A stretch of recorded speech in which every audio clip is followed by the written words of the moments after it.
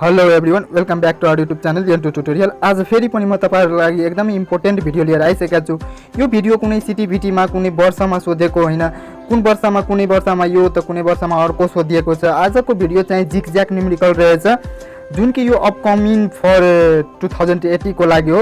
मैले गेस गरेको क्वेसन हो साथीहरू, एकदमै हेरेर यसलाई प्र्याक्टिस गरेर जानु होला। सकभर यसबाट चाहिँ क्वेसन मिल्ने सम्भावना बढी हुन्छ है त। यो 2080 मा हुने इक्जाम मा आउने क्वेसनहरूको गेस गरिरहेको छु मैले। अब यो चाहिँ एकदमै प्र्याक्टिस गरेर जानु होला तपाईँहरू, एकदमै इम्पोर्टेन्ट रहेछ र यो पटक पटक सोधेको क्वेसनहरू हो। त्यसैले म यो क्वेसनहरूलाई कलेक्सन गरेर गेस गरेर चाहिँ लिएर आइसकेको छु। यो फिजिक्सको न्युमेरिकल हो साथीहरू, एकदमै इम्पोर्टेन्ट न्युमेरिकलहरू रहेछ। तपाईँहरू एकदमै ध्यानपूर्वक यसलाई, एकदमै इम्पोर्टेन्ट छ, एकदमै ध्यानपूर्वक चाहिँ हेरेर जानु होला र प्र्याक्टिस गरेर जानु होला। जहाँ बुझ्नुहुन्न भने त्यहाँ मलाई कमेन्ट गर्नु होला, म बुझाएर चाहिँ एउटा भिडियो बनाउने छु।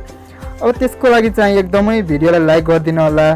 च्यानलमा नयाँ हुनुहुन्छ भने च्यानललाई सब्सक्राइब गरी बेल आइकनलाई दबाउन नबिर्सिनु होला, ताकि न्यू भिडियोको नोटिफिकेसन तपाईँको नोटिफिकेसन बक्समा जाओस् भनेर है त। साथीहरू एकदमै इम्पोर्टेन्ट न्युमेरिकलहरू रहेछ, एकदमै गेस गरेको हो। यो 2080 मा हुने इक्जाम, फर्स्ट सेमेस्टरको इक्जाममा चाहिँ फिजिक्सको न्युमेरिकल सोध्ने गरिन्छ होला कि कसो।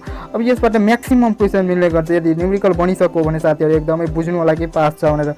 24 मा पास हुन्छ, 60 मार्कको इक्जाम हुन्छ। त्यो 24 नम्बरको चाहिँ के हुन्छ भने न्युमेरिकलै सोधेको हुन्छ है त। साथीहरू एकदमै इम्पोर्टेन्ट भिडियोहरू रहेछ, तपाईँहरू एकदमै हेर्नु होला र च्यानल भिजिट गरेर अरू 2079 को 78 को 76 को चाहिँ न्युमेरिकलहरू सोल्भ गरिएको छ साथीहरू। फेरि पनि भन्दैछु, च्यानलमा नयाँ हुनुहुन्छ भने च्यानललाई सब्सक्राइब गरी बेल आइकनलाई दबाउन नबिर्सिनु होला। हवस् त, धन्यवाद।